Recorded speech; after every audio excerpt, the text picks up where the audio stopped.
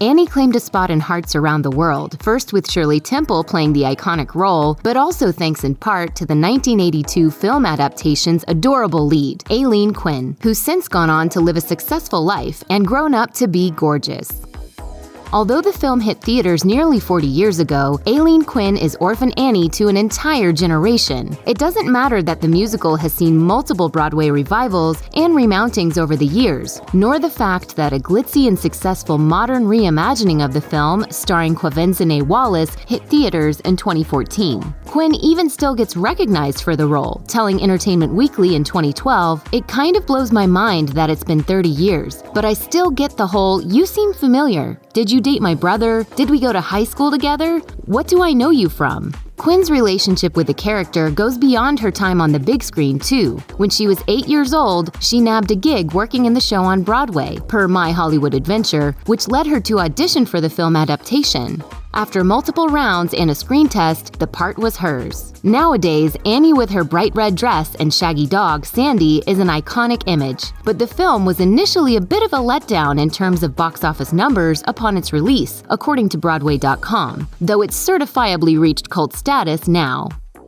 Aileen Quinn went from being a normal girl in Yardley, Pennsylvania, to a global superstar after the premiere of Annie. To say there was a day and night difference in her life would be an understatement, as she recalled in an interview with My Hollywood Adventure. "Suddenly, I was famous. My picture was in almost every newspaper in the country. Still, it was not necessarily a future her parents could have anticipated, as her mother Helen Ann told the New York Times back in 1982. She was the little girl in kindergarten and first grade who was afraid to raise her hand. Aileen, on the other hand, knew she wanted to be in show business at age 7 when she saw her mom was auditioning for a role. After scoring a role in Annie Get Your Gun, the younger Quinn went on to nab numerous commercial gigs. Her commercial work came in handy for one of her first post-Annie gigs, where she'd don her memorable costume to hawk orange juice.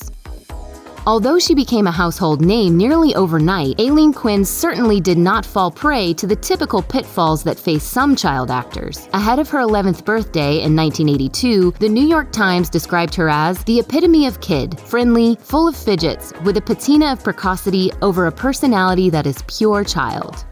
She's the archetype. She's the original little girl, beautiful, wonderful little girl.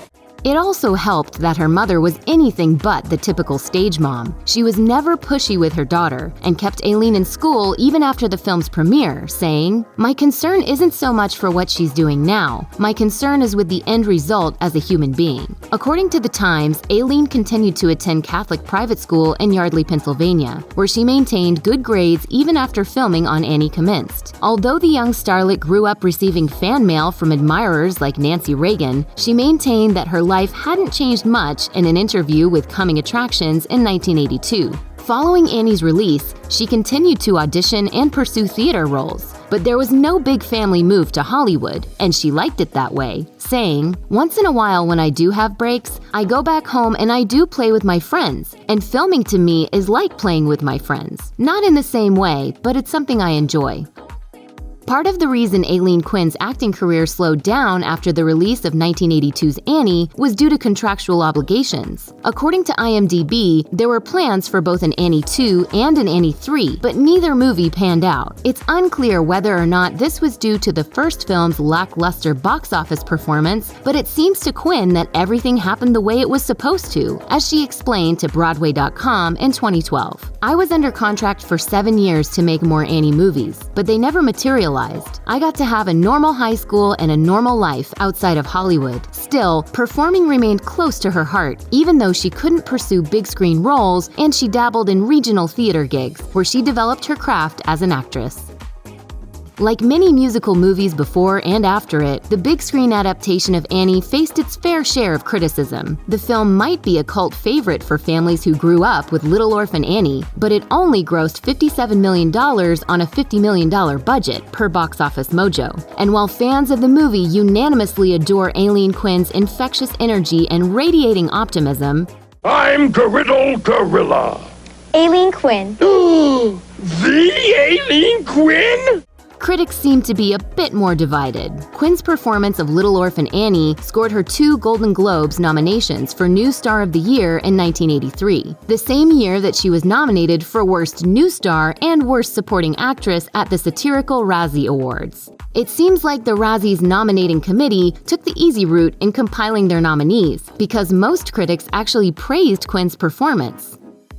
After Aileen Quinn's contract for Annie lapsed, she starred in a musical adaptation of the Brothers Grimm's The Frog Prince, where she portrayed Princess Zora. The 1986 film may not have been a box office smash, but it largely served as a transition point in Quinn's career, showing audiences her capabilities as a teenaged actor, as well as showcasing her singing voice. Most notably, she sported her natural hair color for the film. Quinn also voiced Dorothy in an animated adaptation of Wizard of Oz. The film was produced by Japanese entertainment powerhouse Toho, famous for creating Godzilla, and also starred Lorne Greene. In addition to showing us there's no place like home, Quinn sang the film's main theme, It's Strictly Up to You, as well as I Dream of Home and A Wizard of a Day. With Annie behind her and an impressive stage resume, Aileen Quinn took a hiatus from acting to attend Drew University, where she majored in languages, according to biography. Her love for academia led to a stint teaching theater at New Jersey's Monmouth University, where she taught drama for non-majors, as well as acting for TV. Funnily enough, her role as a professor had a sneaky connection to her time as Annie, as she told Entertainment Weekly in 2012. The college's administration building was Oliver Warbucks' mansion in the 1982 film. A couple years before I started teaching, I went there for a big fundraiser to help them raise money for education. I went back for the first time and actually got very emotional. It appears Quinn is no longer teaching as she's relocated to California to focus on her acting career. However, she told Entertainment Weekly that she enjoyed her time as a professor and got to work with talented students. Considering Annie started off as a Broadway hit, it's only fitting that Aileen Quinn found a home on the stage. Because of her contractual obligations to the character, her first big roles following the 1982 film were in regional theater. But even as an adult, she didn't slow down, going on to star in touring productions of Fiddler on the Roof and Peter Pan, as well as in Shakespearean performances at the London Academy of Music and Dramatic Art, per biography. Although she prefers acting for the screen, Quinn told Entertainment Weekly in 2012 that she quickly learned the ins and outs of live performance, saying, "In theater, you have to be louder and bigger. That was harder for many years in my teens, but now I've conquered that. I eat up the stage. I love it. And while Little Orphan Annie might be a dream character for budding young actors, Quinn has her eyes elsewhere," telling Broadway.com in 2012, "One of these days in the next 10 years, I will play Evita."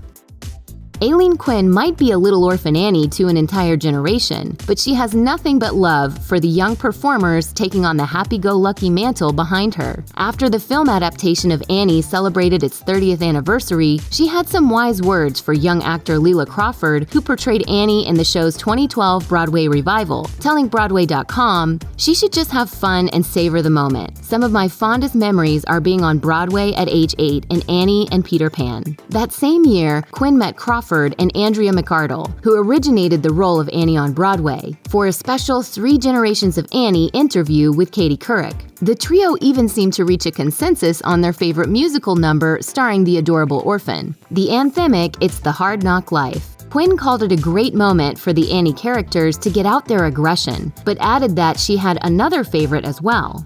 My second favorite, it's related. They did 4th of July in the movie, and I liked the whole 4th of July tap dancing on the stairs with Albert Finney and the Big Apple Circus behind me.